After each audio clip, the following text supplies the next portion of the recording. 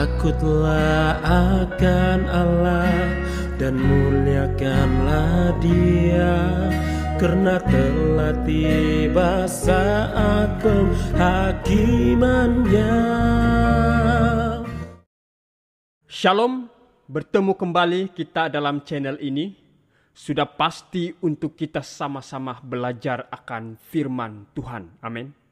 Baik, mengapa Tuhan membuat bait suci?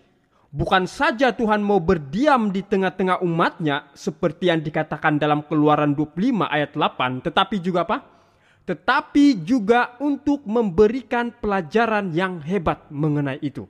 Nah, kita akan melihat ada 4 gambaran bait suci yang kita akan pelajari sekarang. Yang pastinya menurut Alkitab. Dan saya mau katakan ini sangatlah penting untuk kita pelajari bersama. Jadi mohon jangan di skip. Kita sudah pelajari di pelajaran sebelum ini bait suci atau rumah Tuhan pertama didirikan waktu zaman Musa, yaitu kemah suci. Lalu selanjutnya kira-kira 480 tahun bait suci permanen didirikan. Nah, mungkin kita bertanya, dari mana asal bait suci ini? Apakah bait suci pertama dibuat oleh Musa atau ada polanya yang original? Mari kita buka dalam Ibrani 8 ayat 5. Pelayanan mereka adalah gambaran dan bayangan dari apa yang ada di sorga. Sama seperti yang diberitahukan kepada Musa ketika ia hendak mendirikan kemah. Ingatlah, demikian firman-Nya bahwa engkau membuat semuanya itu menurut contoh yang telah ditunjukkan kepadamu di atas gunung. Jadi menurut ayat ini, bait suci yang pernah didirikan di dunia ini hanyalah gambaran dan bayangan dari apa yang ada di sorga. Dengan kata lain, bait suci yang pernah didirikan di dunia ini adalah copy paste dari yang ada di sorga. Seperti yang saya katakan tadi, kita akan pelajari 4 gambaran bait suci. Jadi kita sudah dapatkan bukti gambaran pertama, bait suci itu menggambarkan kebenaran-kebenaran yang ada di sorga. Dan dibuat replika lebih kecil di dunia agar manusia boleh mengerti. Yang kedua, bait suci dibangun untuk menggambarkan pelajaran hebat mengenai tubuh kita, yang mana adalah bait suci itu sendiri. Kita lihat dalam 1 Korintus 3 ayat 16 dan 17. Tidak tahukah kamu bahwa kamu adalah bait Allah dan bahwa roh Allah diam di dalam kamu? Jika ada orang yang membinasakan bait Allah, maka Allah akan membinasakan dia. Sebab bait Allah adalah kudus dan bait Allah itu adalah kamu. Dan yang ketiga adalah apa? Bait suci ini dibangun untuk memberi pelajaran hebat mengenai tubuh atau bait suci, yaitu tubuh siapa? Tubuh Yesus sendiri. Itu kita boleh dapat dalam Yohanes 2 ayat 19 hingga 21. Jawab Yesus kepada mereka, rombak bait Allah ini dan dalam 3 hari aku akan mendirikannya kembali. Lalu kata orang Yahudi kepadanya, 46 tahun orang mendirikan bait Allah ini dan engkau dapat membangunnya dalam 3 hari. Tetapi yang dimaksudkannya dengan bait Allah ialah tubuhnya sendiri. Berdasarkan ayat ini, kita mendapati bahwa Yesus menyamakan bait Allah dengan tubuhnya sendiri, kan? Jadi bait suci dibuat bukan hanya menjadi pelajaran bagi bait suci di surga, tetapi juga menggambarkan tentang tubuh kita. Pelajaran tentang tubuh kita sebagai bait suci, tapi juga adalah tubuh Yesus juga sebagai apa? Sebagai bait suci. Tetapi ada dimensi lain dari bait suci ini. Bait suci ini juga berfungsi untuk menggambarkan mengenai apa? Mengenai gereja Kristen, mengenai gereja. Jadi dalam Alkitab gereja gambaran bait suci. Itu di mana kita boleh lihat? Di dalam Efesus 2 ayat 19. Demikianlah kamu bukan lagi orang asing dan pendatang, melainkan kawan sewarga dari orang-orang kudus dan anggota-anggota keluarga Allah. Jadi dikatakan kita ini bukan lagi pendatang orang asing, tetapi apa?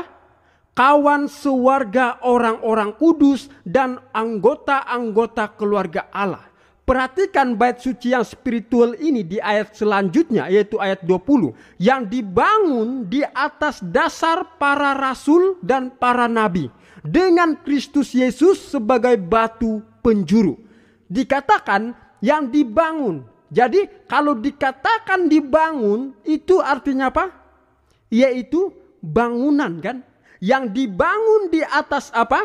Di atas dasar para rasul dan para nabi, dengan Kristus sebagai batu penjuru, kata dia.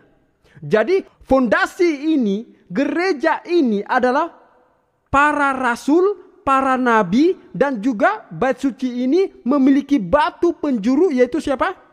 Yaitu Yesus sendiri. Itulah sebabnya masih ada gereja sisa yang benar saat ini. Karena fondasinya harus sama. Fondasinya para rasul, fondasinya harus para nabi, dan fondasinya juga harus Yesus. Artinya apa?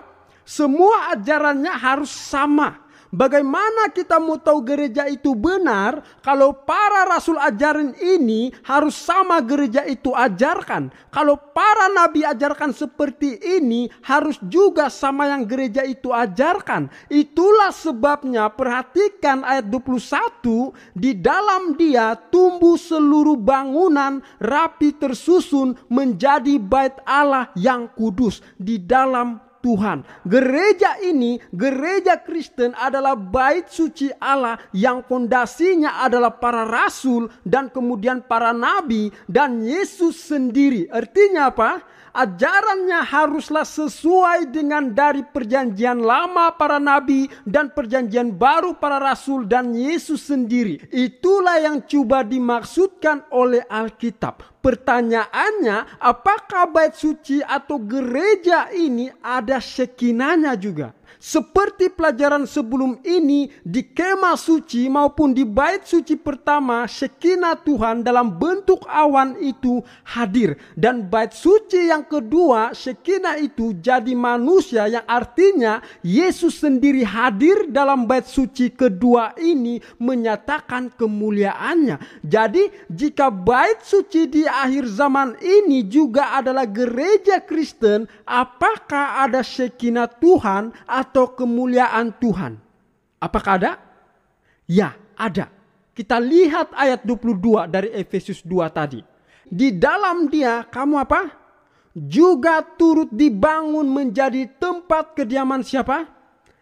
Allah di dalam roh. Artinya jelas ada Shekinah atau kemuliaan Tuhan di dalam gereja. Jadi sebagai kesimpulan, kenapa Tuhan buat bait suci? Karena itu menggambarkan bait suci surgawi. Dan bukan hanya melambangkan bait suci surgawi, ternyata itu juga menggambarkan tubuh kita sebagai bait suci. Dan bukan hanya tubuh kita bait suci, ternyata juga menggambarkan tubuh Yesus sebagai bait suci.